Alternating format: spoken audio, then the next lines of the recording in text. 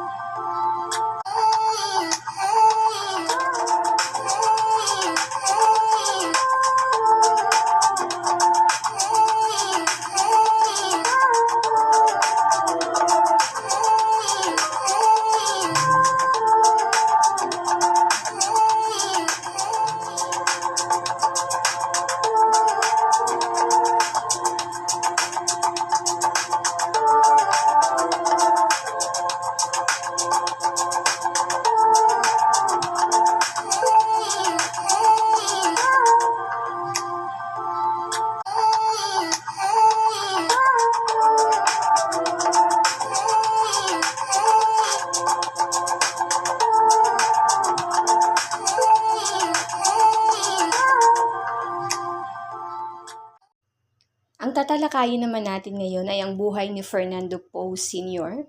Siya po ang ama ng sikat na si The King ng Philippine cinema at ang patriarch ng Poe family sa showbiz.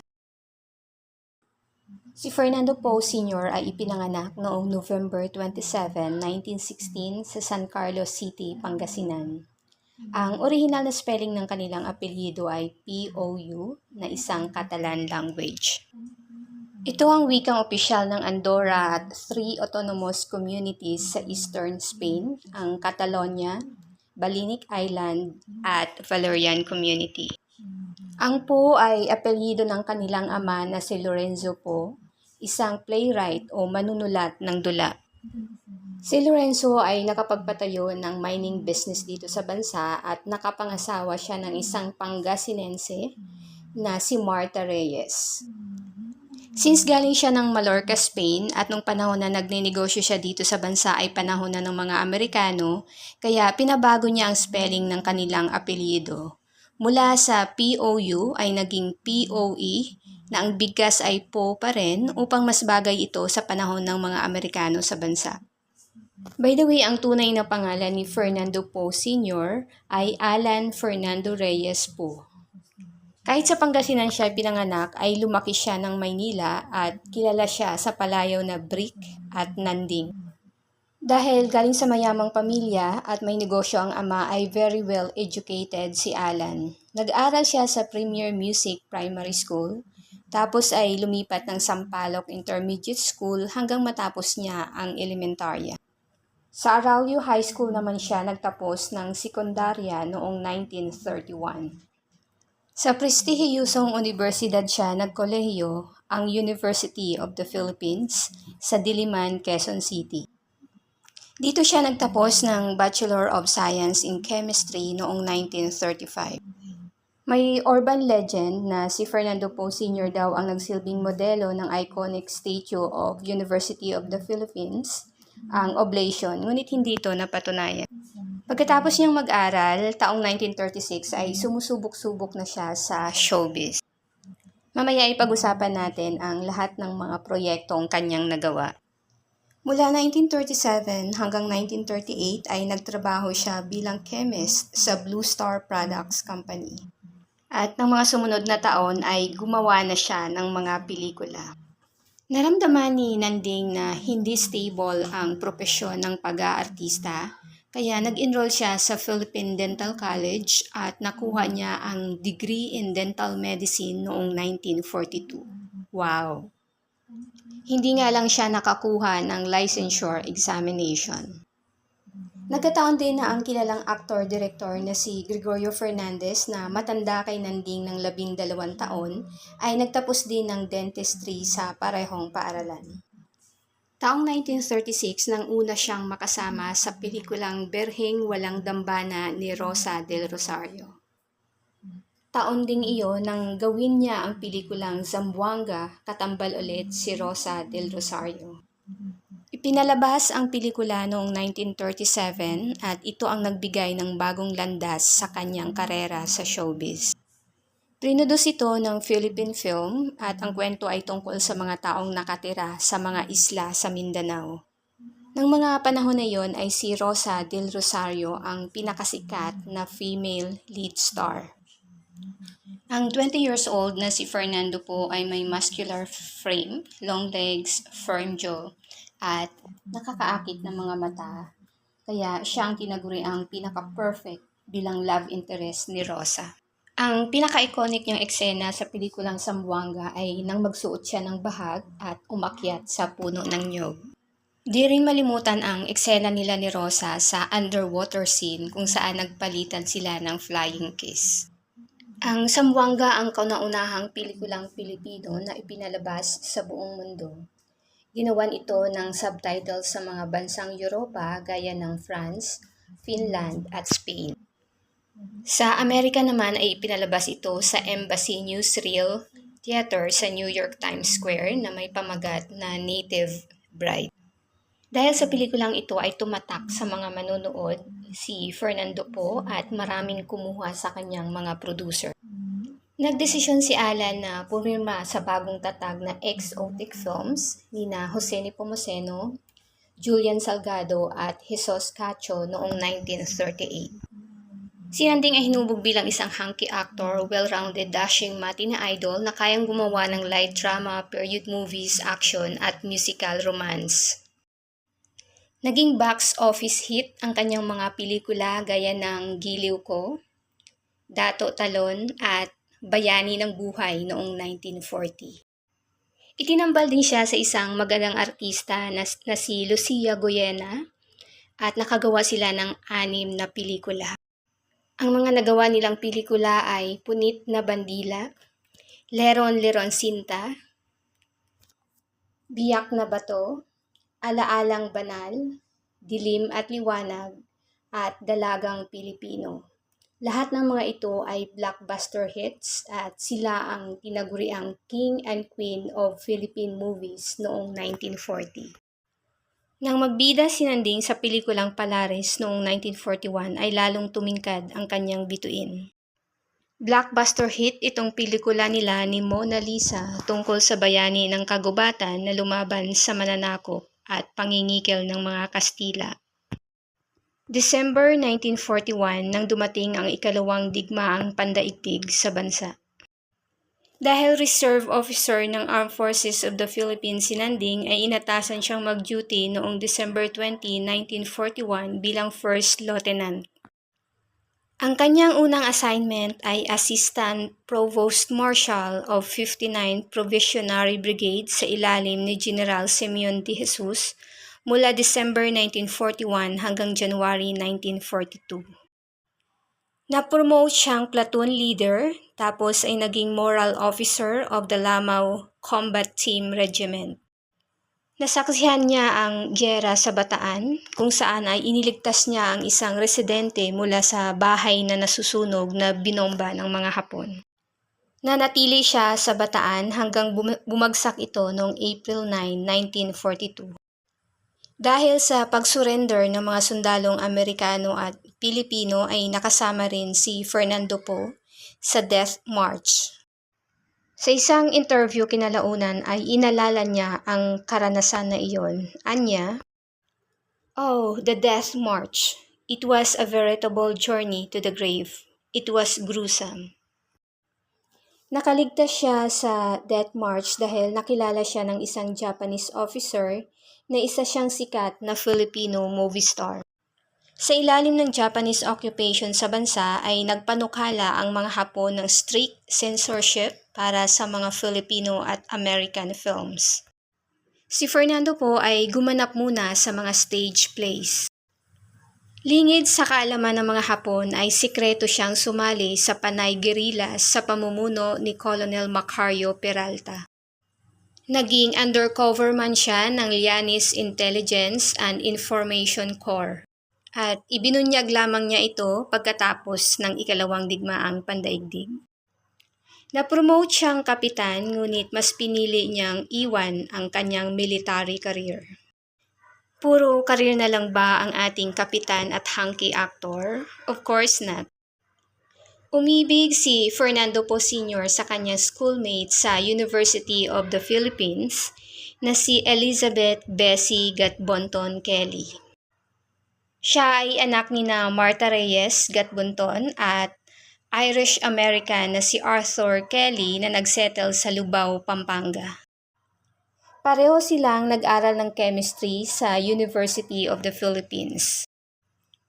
Ipinanganak ang kanilang panganay na si Ronald Alan Poe at naging sikat na FPJ o The King later on noong 1939 bago sila ikinasal ni Bessie noong 1940. Nasundan ang kanilang anak na sina Andy, ang tunay na Fernando Poe Jr. at Freddie. Taong 1943 ay 3 na ang kanilang anak kaya nagdesisyon si Nanding na mag-full-time na bilang artista. Taong 1946 ay itinatag ni Fernando ang kanyang production company na Palaris Film. Inspired ito sa kanyang pre-war na pelikula na Palaris. Ang unang pelikula na produce ng Palaris ay Dugo ng Bayan, I Remember Bataan. Naging blockbuster hit ang pelikula. Ang leading lady niya dito ay si Priscilla Mijares. Nagkaroon sila ng relasyon habang ginagawa ang pelikula at nagkaroon sila ng isang anak na si Conrad Poe na later on ay naging artista din. Dahil kumita ng malaki ang unang pelikula ay sunod-sunod ang produce ng Palaris Films. Gaya ng Awit ni Palaris hanggang Pierre 1946, Intramuros, The Rage of a City, at Limbas noong 1947. Taong 1949 ay pinagawa ni Nanding ang kanyang state-of-the-art studio at ang mga kagamitan dito ay binili pa sa Amerika.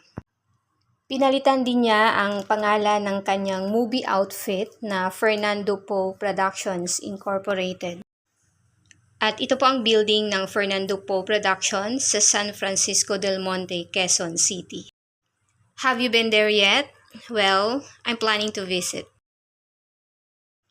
Taong 1951 naman nang magkaroon ito ng subsidiary company na Royal Films. Ito rin ang taon na dinirect niya ang barrier-breaking movie na Bida ang unang babaeng comic superhero.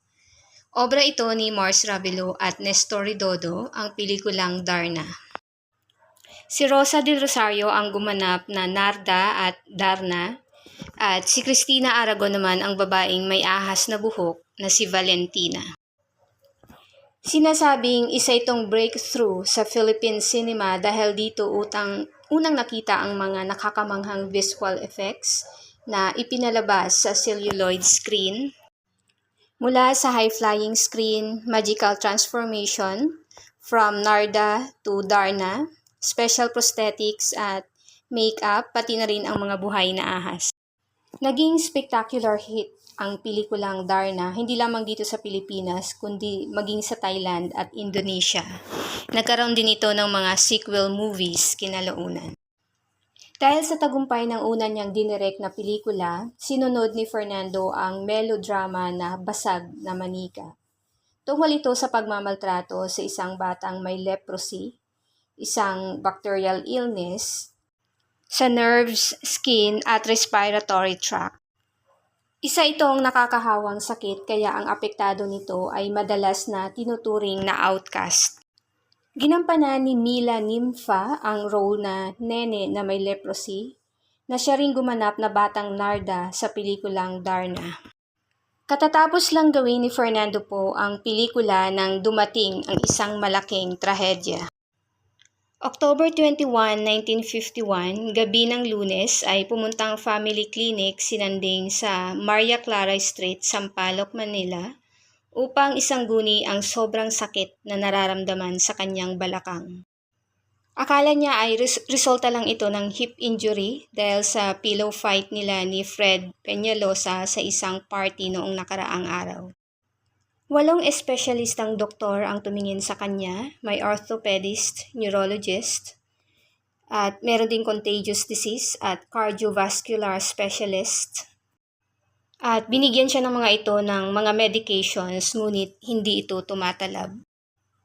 Nang sumunod na araw ay nakaramdam siya ng hirap sa paghinga, pamamaga ng mga muscles lalo na sa kanyang leeg.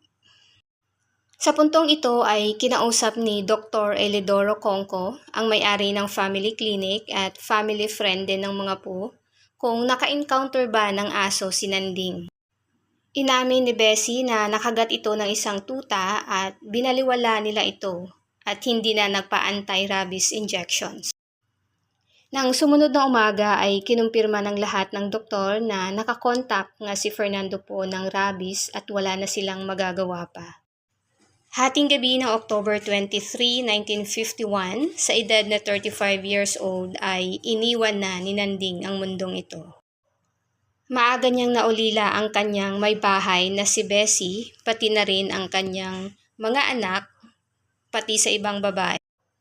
Sina Elizabeth na 13 years old, Ronald Alan 12 years old, Fernando Jr. or Andy 9 years old, Martha Genevieve or Jenny 7 years old, Frederick or Freddy 4 years old, at Evangeline Ida na 1 taong gulang. Pati na rin ang kanyang ina na si Martha Reyes. Naiwan din niya ang kanyang mga kasamahan sa industriya at napakarami niyang mga tagahanga. Ang kanyang labi ay pinaglamayan sa Fernando Po or Royal Productions na dinumog ng napakaraming bisita. Marami ring mga nagagandahang artista na pumunta sa kanyang lamay gaya nila Delia Razon, Patria Plata, Diana Recto, Corazon Rivas at Rita Gomez na siyang dahilan din ng pagdagsa ng napakaraming tao, lalong-lalo na ng kanyang mga tagahanga. Sa huling misa sa Quiapo Church ay inabot ng mahigit 10,000 ang mga tao sa loob ng simbahan na akala mo ay mga sardinas. At sa labas naman ay tinatayang mahigit 50,000 katao ang mga nag-aantay. Mula Quezon Boulevard hanggang North Cemetery, ang tabi ng kalsada ay nakalinya ang libu-libong tao na tiniis ang init upang maihatid si Nanding sa huling hantungan.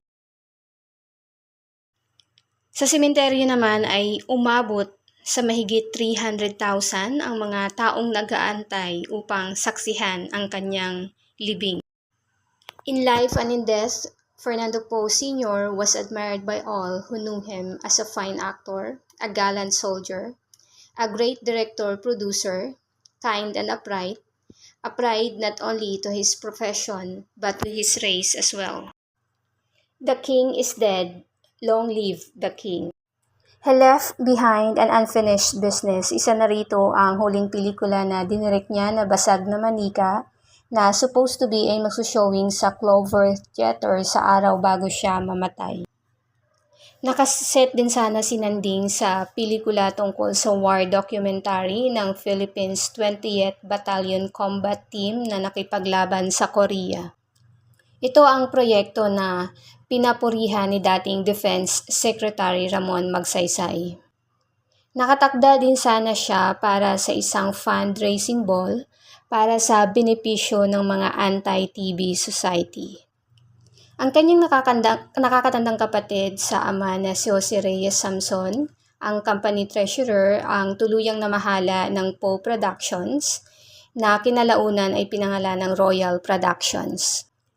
Nag-artista na rin ang kanyang mga anak sa pangunguna ng kanilang panganay ni Bessie na si Ronald Allen Poe gamit ang pangalan ng kanyang kapatid na Fernando Poe Jr. Ito ay upang magamit niya rin ang kasikatan ng kanyang ama. In the next 50 years, the Poe legacy would live on in the life works of his son, who would realize greater, more lasting fame than what Poe Sr. himself had reached. Which is why in the hallowed history of Philippine cinema today, the name Poe not only endures but has achieved immortality. At yan po ang napaka-significant na buhay ng isang Fernando Poe Sr., the one who started it all sa Poe family.